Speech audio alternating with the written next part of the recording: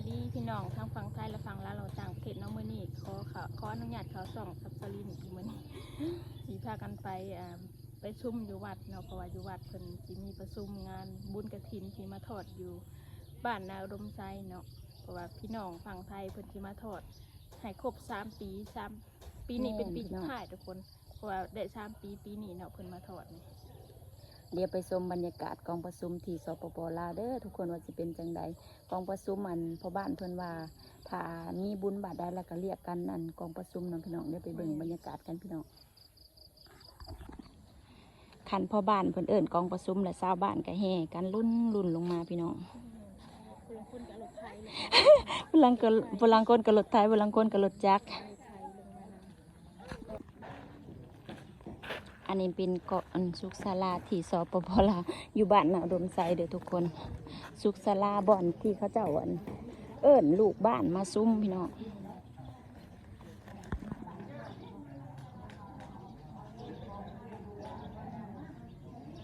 ยังมาบ่ทันเบิดเลยพี่น้อง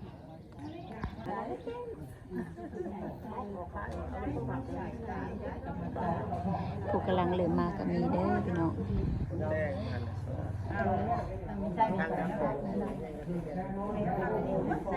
กำลังแจกซองข้าวบุญ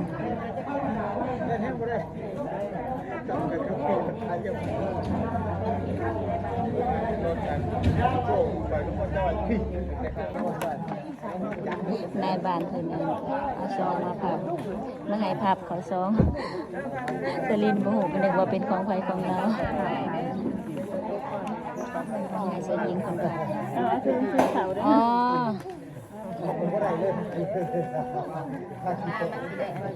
พับแล้วก็ใส่ซองแล้วก็จะไปแจก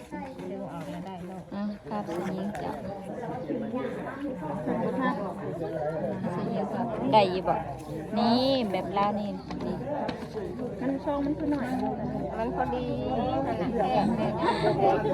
จะยิงพับโบเวนพับแล้วให้มันขึ้นแล้วนี่อ๋อนี่แล้วเอาตัวนี้ขึ้นก่อนพอดีเปิดออกมาแล้วได้กล่าวพอดีเปิดออกมาแล้วได้อ่านเลยทันทีจะยิงเอาของกระทำข่าวในนี้ก่อนนี่สยิงก็เป็นแล้วเป็น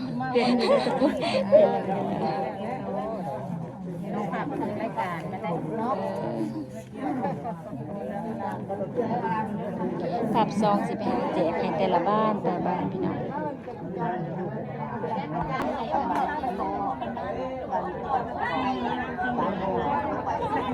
บูย่านเหมือนกันบุญว่าบุญเป็นเพียงที่เราเนี่ยไอ้บุญห้ามแนวฮูมเพิ่นว่าบุญปีนี้สิเอาหมอลำเรื่องบ่เพิ่นว่าถามมันลูกบ้าน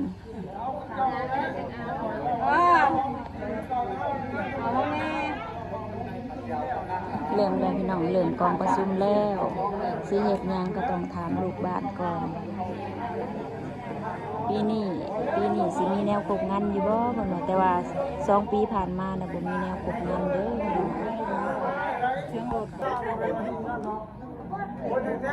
อย่างอีก14 มื้อพี่น้องบนบ้านเฮา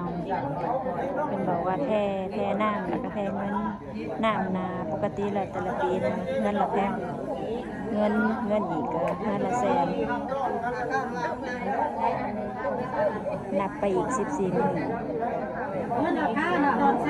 10 มื้อ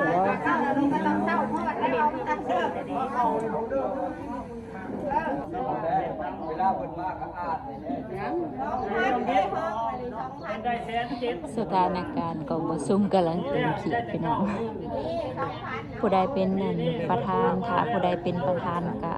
ใส่ซองผู้ละพันถ้ารองประธานก็ซองละ500เ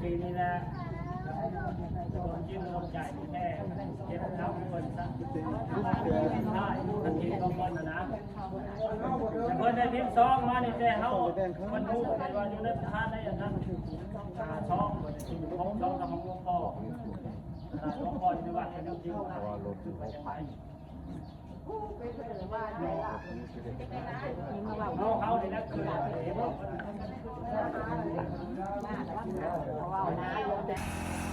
ขึ้นไม่ได้ กำลังตัดหญ้าเฮ็ดทำความสะอาดวัดเด้อพี่น้องเพราะว่าสิมีงานบุญกฐินกำลังสิมีแล้วพี่น้อง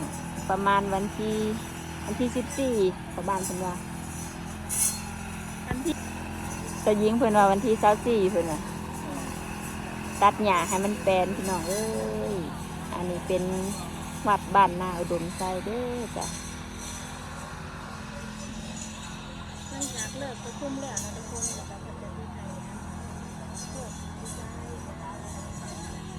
ำความสะอาดเป็นวัดเพราะว่าเป็นวัดบ้านนาอุดมไซเพราะว่าบุญกฐินจะถึงใจมากเลยเราทุกคนประมาณวันที่24วันที่24วันที่25นี่แหละพี่น้องมันถึงวันที่14แล้วเป็นฝั่งไทยที่เพิ่นเฮ็ดบุญกองกฐินมาหั่นแหละทุกคนมาสร้างหอแจกที่บ้านอุดมไซเนาะกำลังได้ซ้ำนี่ซ้ำนี่ก็คือว่าโอเคแล้วเนาะทุกคนนี่สร้างกันที่มี2คนคนหนึ่งจะยืนอยู่มุมหนึงคนหนึ่งน่ะยืนให้นี่เพิ่นกำลังก้อยปูนแล้วพี่น้องเพิ่นเสีย ยกโครงกำลังยกโครงยังบ่ทันมุงหลังคาโอ้ได้จักปีแล้วบ่เฮ็ดนี่นะ 3 ปี 3 ปี 5 ปี ถือว่าเฮิงนะเพราะว่าสร้างยังน้อยสร้างกับ2 คน3 คนสร้างบ่หลาย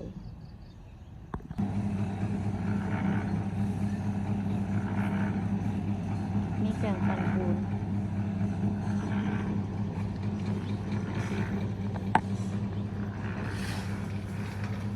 กลับบ้านแล้ว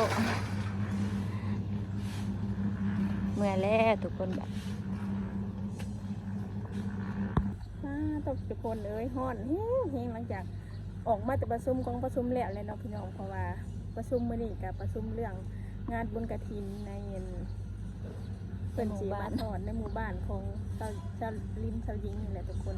เพราะว่าเพิ่นได้มาทอดเป็นปี3 ปีแล้วครบแล้วพี่น้อง ครบปีนี้ คร เนาะ บปีนี้แต่ว่าปีนี้นี่สิพิเศษแน่เด้อพี่น้องเพราะว่าพอบ้านเพิ่นว่าสิมีแนวครบงานแต่ว่า2 ปีผ่านมาแต่บ่มีแนวครบงานก็บ่ฮู้ว่าเพิ่นสิเอาหยังเนาะรถแห่หรือบ่รวยอีหยัง ก็บ่ฮู้คือกันเอาพี่น้องสิได้ขอโตวจบคลิปกันเด้อทุกคนบัดนี้ฝากพ่อแม่พี่น้องเป็นกำลังใจให้เด้อจ้าฝากพ่อแม่พี่น้องเป็นกำลังใจให้2 สาวเพื่อจะได้เฮ็ดคลิปหนานะทุกคนสำหรับคลิปนี้ก็ขอตัวลาไปก่อนเด้อทุกคนบัดนี้